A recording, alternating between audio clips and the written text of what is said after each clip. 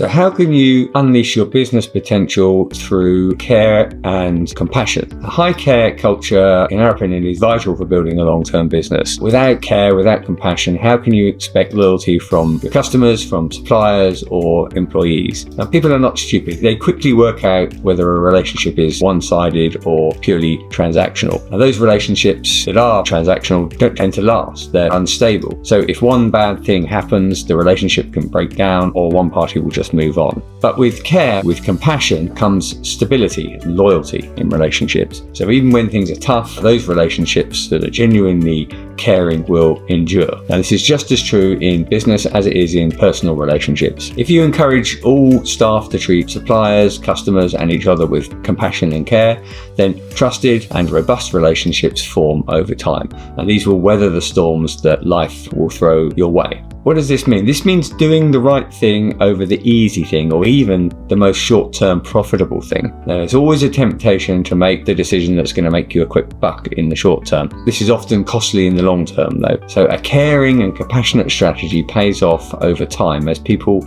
remember kindness, and it's human nature to just reciprocate that. Just as this kind of mutual respect is essential for a good marriage, so it is with a business relationship. How can you unleash your business potential with a caring attitude? Here's 3 ideas. Firstly, demonstrate that you're there for your people by giving excellent benefits and having a great place to work in. This often means giving before receiving.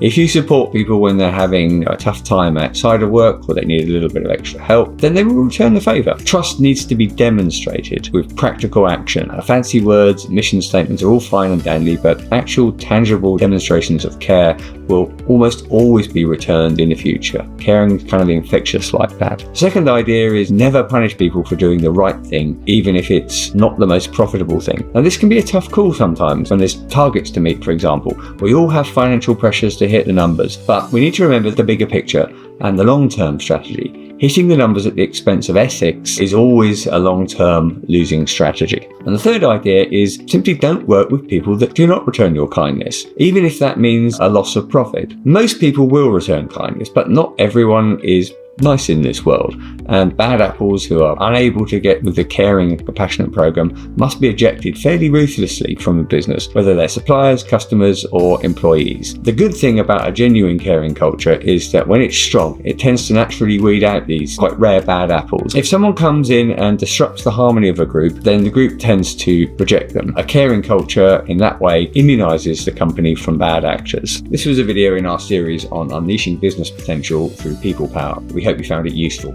Please feel free to share it with anyone you like, or better still, let us know what you think with a comment. If you want to know more about how our third-party logistics service can help you unleash your business potential by taking away all the hassles of logistics, then please do give us a call about that as well.